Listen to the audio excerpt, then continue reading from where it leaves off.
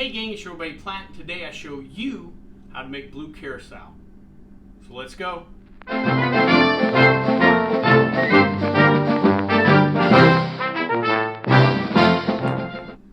So recently I was looking over a list of all the little projects and things I wanted to get done as far as different things to make, and I saw Blue Curacao, something I'd written down a while ago, and I thought, well, you've got an unlimited amount of time because they still won't let me bartend in Vegas. So I thought, let's go ahead and knock some of these projects out, and I thought we'd start with Blue Curacao. A little background on Blue Curacao. Blue Curacao is a variation of a liqueur called Curacao. Curacao comes from the Dutch island of Curacao, located just off the South American coast. Curacao is an orange liqueur in the same vein as Triple Sec, Cointreau, Grand Marnier, where Curacao is a little different. There's a couple of different things. First, they use a particular orange called Laraja. Hopefully I'm saying that right. And it's a more bitter orange than your traditional like navel orange, what have you. And I'll talk about an adjustment we can make on that. Also, Curacao is not just Blue Curacao. There's orange Curacao. There's other flavors of Curacao. We generally just deal here in the U.S. with the blue and then the orange too, to a lesser degree. A little more background on Blue Curacao. There's really no one. History does not tell us that there's any one person that created Curacao. In the context of the modern world, the Bowles Distillery.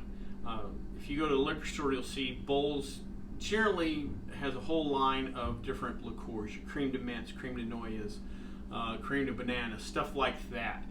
They're on a ton of back bars here in the U.S. Again, they kind of have their niche in that liqueur area.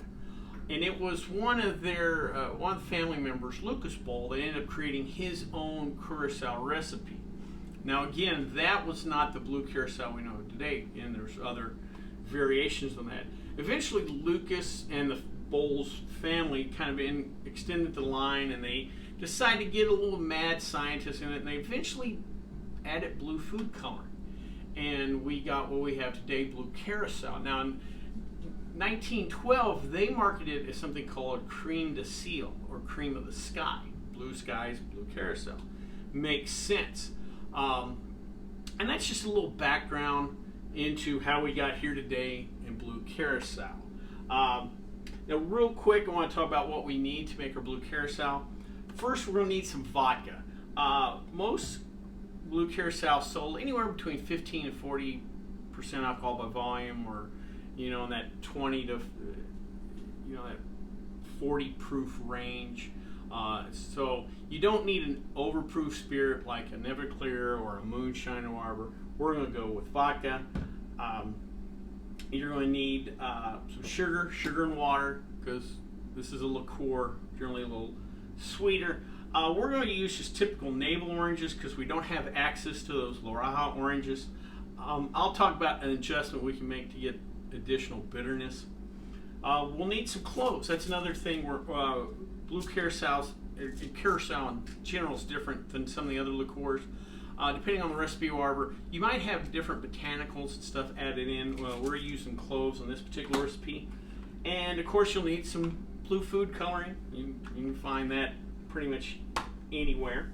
So that's all we're going to need to prepare our Blue Curacao. So let's get to making some Blue Curacao. Alright, so our first step is we're going to have to macerate some orange peels and our clove in our spirit. We're going to use 16 ounces or 1 pint of vodka.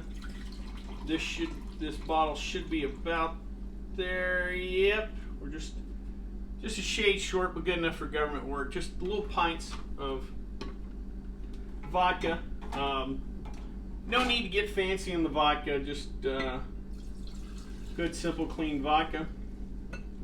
Alright, we got that in there. Next, we're going to add 2 cloves, 2 whole cloves to our liquid here. And then next, I'm going to peel some oranges. This is where we're going to make an adjustment on the oranges. Like, so we're using a regular navel orange. We don't have access, or most people don't have access to that particular style of orange. When you cut an orange, like when we do limoncello, one of the things you want to avoid is any pith at all. So a lot of times you may cut a peel back, but then trim it up to avoid that pith, because that pith adds bitterness. Well, we're not wanting to avoid the bitterness. You don't want to cut a large chunk. We don't want to get out of hand. But in cutting these peels, if you get a little bit of the pith, that's fine, because that's our adjustment for the bitterness. So I'm going to cut peels from 2 whole oranges. We're going to let this sit in our spirit with the cloves for roughly 5 days to a week. When doing any type of infusion, let's say we say a week to 2 weeks, or 5 to 7 days, whatever. Those last couple of days, give her a try, because it's not an exact science. Sometimes maybe you get a really juicy orange that has extra oil in the skin, so it imparts more flavor. Sometimes you get oranges that don't have quite. You'll always want to follow up and taste it. So I'm going to peel 2 oranges. Just get you one of these simple peel. Oh, well, there goes it. But right here's a good example. We might probably a little tough on the camera, but there's a little bit of white, a little bit of that pith, and that's fine. Again, you don't want to go too deep, but we're just going to cut these peels and soak them. Peels of 2 oranges. We're going to let this sit for about a week, and then we'll come back to add our sugar solution and to finish our Blue Curacao. Alright gang, so it's been about a week, and our infusion is done. Doesn't always have to be a week. Like I said, after about 4 or 5 days, start tasting it, and then you'll see where you're at. But we came out to about a week. And so we're going to go ahead and filter this real quick. You don't need too fine of a filter. The pieces are decent size, even the clove. So I just got a little mesh filter, and we filter that out, and we'll wash out my jar, and then we'll come back and I'll make our sugar solution. We've got roughly a pint of our spirit, and we'll add a pint of our sugar solution. So let me clean this up, and we'll come back to make our sugar solution.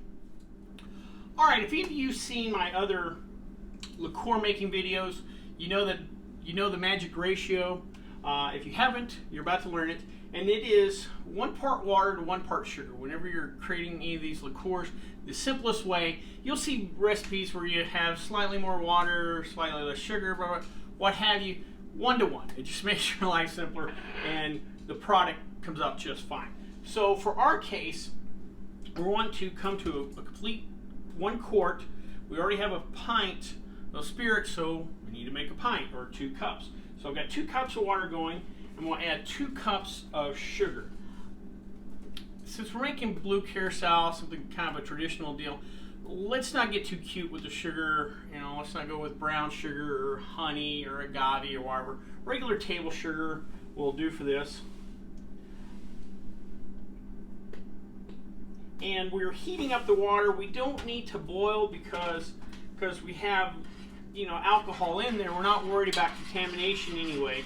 So there's no need to bring this to a boil. You do want to heat it though, because it's going to make your life easier as far as getting the sugar mixed in with the water. So you will heat it, but you don't need to boil.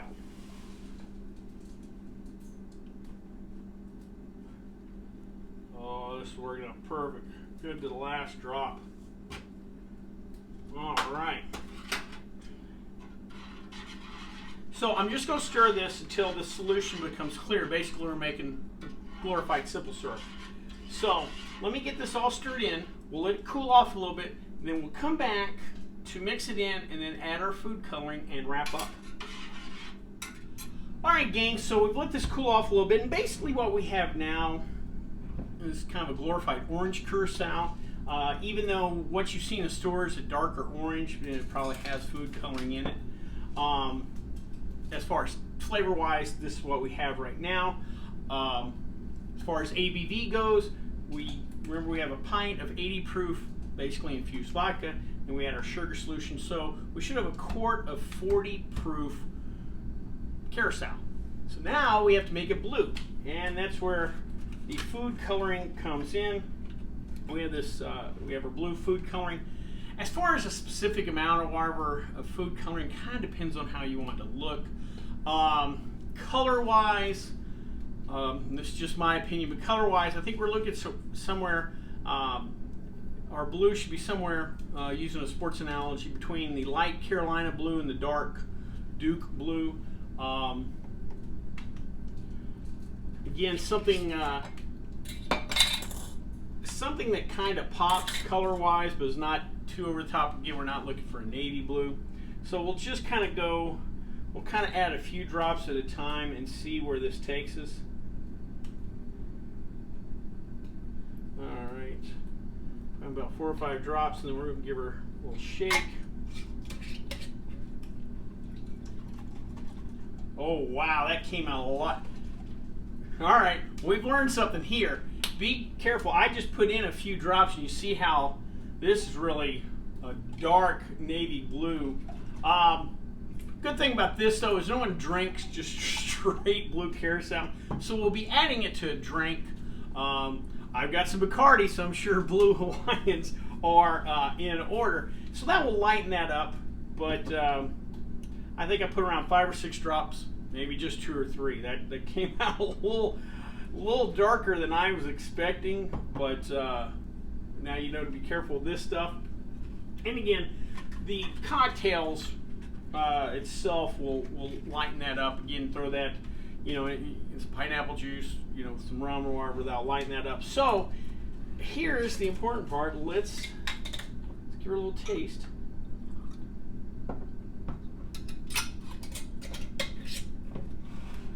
Boy, that almost has a greenish tint to it, but that's not the green. Yeah, that's not the green, so it's almost more like an aqua blue, which, if you think about it, these are very tropical drinks, so yeah, aqua. All right, guys, let's give this a try.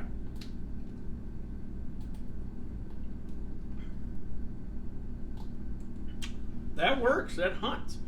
That dog will hunt. Definitely tastes the orange, tastes the sweet. You notice the alcohol in there, but there's not a real burn. Remember, Blue Curacao is generally kind of the secondary ingredient in a lot of drinks. You know, there's a primary spirit, vodka, rum, gin, what have you, and then Blue Curacao kind of plays a secondary role. So again, don't worry if you get a little dark, because in your cocktails, if you're making something like an electric lemonade, or again the Blue Hawaiian, or let's say you wanted to tweak a pina colada and throw a little bit of this in, you know, or any of your frozen drinks to add color.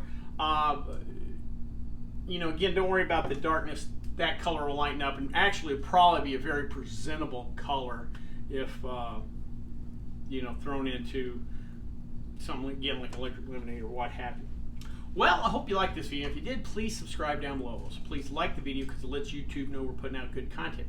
If you have any questions, comments, concerns, please leave them in the comment section, or you can always contact me on the Twitter page. Till next time, bottoms up.